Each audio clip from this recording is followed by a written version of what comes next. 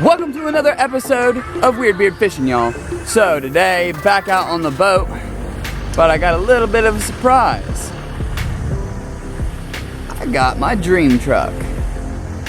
Finally, a lot of years of hard work. I went through my apprenticeship for my union, everything else, a few years out, bought my house and everything, and now I finally got myself to a point where I am able to afford a nice, newer truck that I can rely on to haul my boat anywhere I want to go. So that way I can make more videos for you guys. I plan on going to places like down to Lake Cumberland or going back up to St. Clair, Lake Erie, but now I can just go. I don't have to worry about, oh no, is my truck gonna break down, you know, while I'm halfway there and then I'm stranded. So now I've got 2014 Ram Outdoorsman, and this is a Canadian model, Eco Diesel. It is getting some crazy mileage even hauling the boat. Hauling the boat, it's still averaging a little over 20. When it's just me driving to work, I'm getting probably about 26 to 28 on average, which I think is pretty awesome. Okay, I gave you guys a little view of the truck. They did update the wheels. They put some newer wheels on it with some brand new tires, some all-terrains, so that way I can get back into some of the ponds and stuff that I go to. The interior on this thing is pretty nice.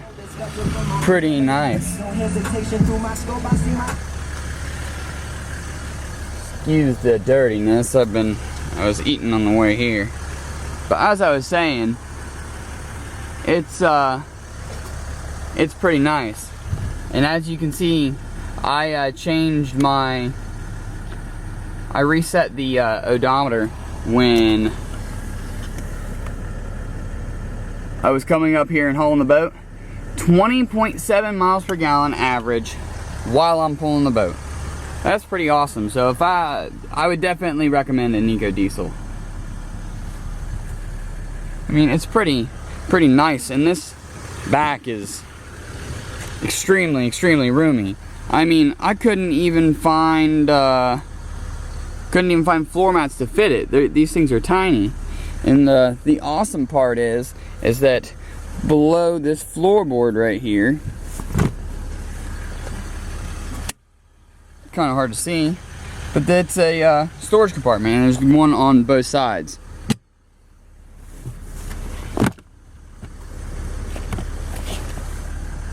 So, okay, as I was saying, back here, Alum Creek, it's a little weird weather right now. We're gonna be going into October and it's 90 degrees out today. It was just storming, thundering, lightning when I just got here, so I was waiting, and now everything's clearing up. So fishing might be a little tough because they keep going on a transition between their fall, where they want to go up shallow and push shad, or they go back out deep in their summer pattern. Because like I said, it keeps going in between days of 70, nights of 50, and then times like this where the nights are high 60s, low 70s, and then into the 90s during the day. Hopefully in about another week and a half or so, we're gonna have some steady, cool weather, and fishing's gonna pick up.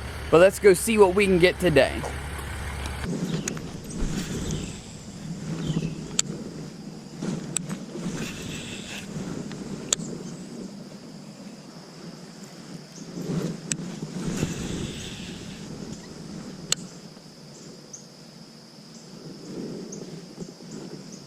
See, when I used to have a bass tracker, I used to be able to go back underneath those tunnels. You'd go back in there and it's like untapped fish. Nobody else can fish it. Tunnel right there. You'd be able to get through that? Mm-hmm. Yeah, with a little bass tracker.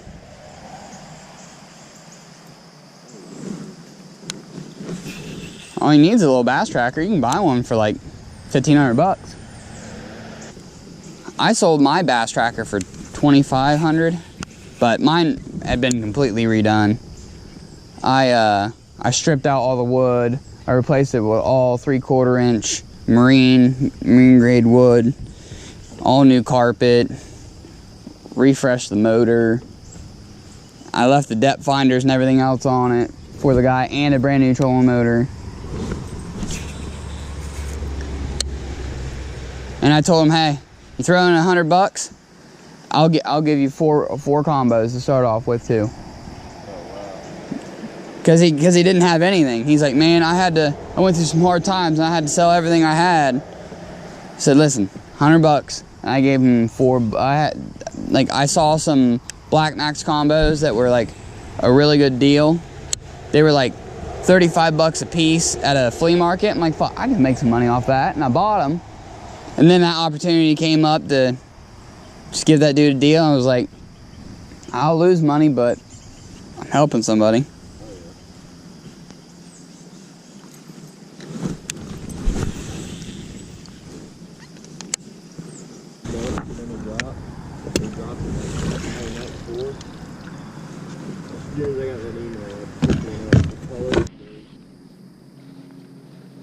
Finally, spinnerbait still prevails, even though the sun's out now. He was all the way up in there.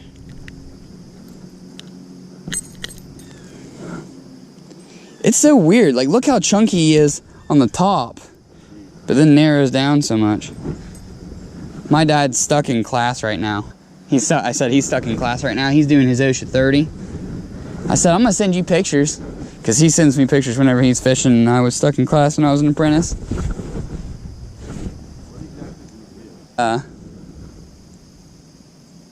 There's a bunch of things you can do. You insulate pipes, duct work. Like what line are you in? Like insulators.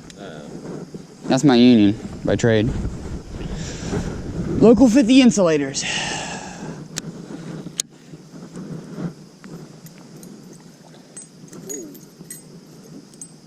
Oh yeah.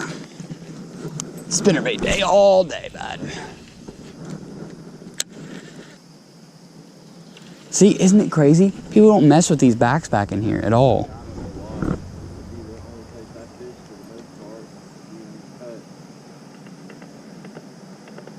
Can you get through that stuff with your trolling motor? Uh-huh.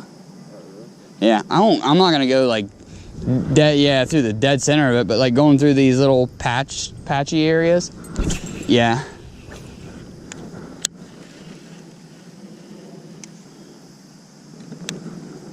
This stuff is even thicker than normal.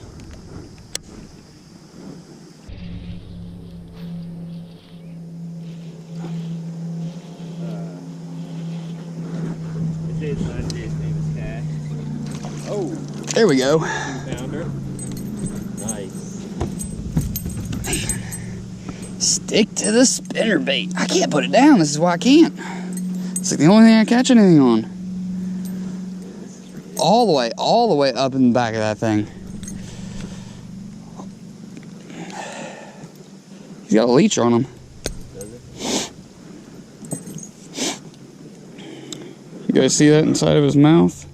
He's got a leech on him. Yeah, they're actually native to here. See it inside its mouth? At the roof of its mouth? Yeah. There we go, there's number 2 for today.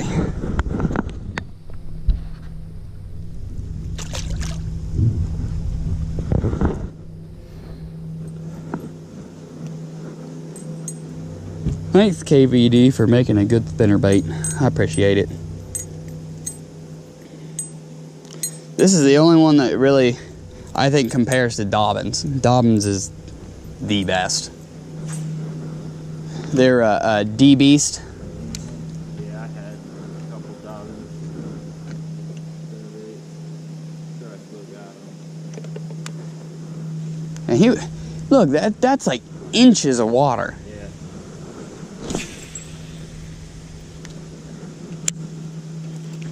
About fishing with you, I can't catch nothing. I'm telling you, man, put on a spinnerbait, and I know you don't have confidence in it, but I promise you, you will catch fish.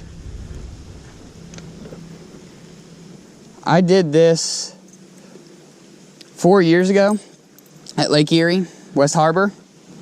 100 fish days by, let's say, between me and my dad. So that's like crazy.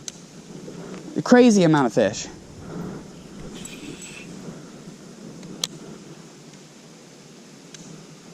Put these trailers on double willow leaf, and they're heavier too. They're 5/8. Like, you use a 5/8 or 3/4 ounce so it keeps it down a little more. I think this one's a 1/2 ounce.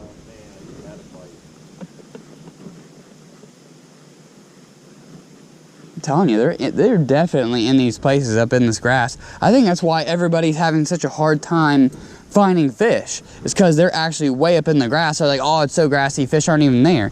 I just saw that fish swimming in and out of one of these. That fish I just caught, I pulled underneath of this one right here. It wasn't even solid. It's like it's like just a stalk that grew up and it grew across the top.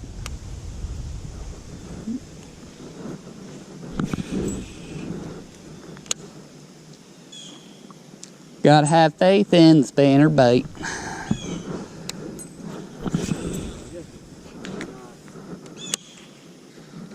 I throw it in the middle of the day, even when it's in the sun.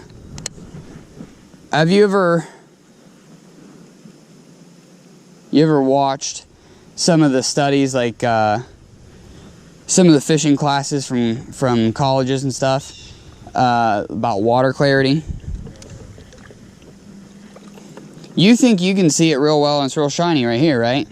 As soon as you go below 4 feet, they can't see shit. All they do is see a little bit of flash. Just like when you see a ball of bait fish and you see flash, flash, flash, flash. They just basically think that's not a fish, it's a ball of bait fish.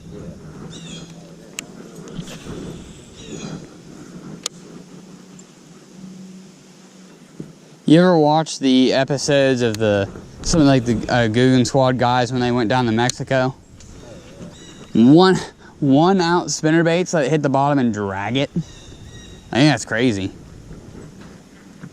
All right, guys, as you can see, fall is still kicking my butt here down the creek. Not able to find the fish like I'd like to.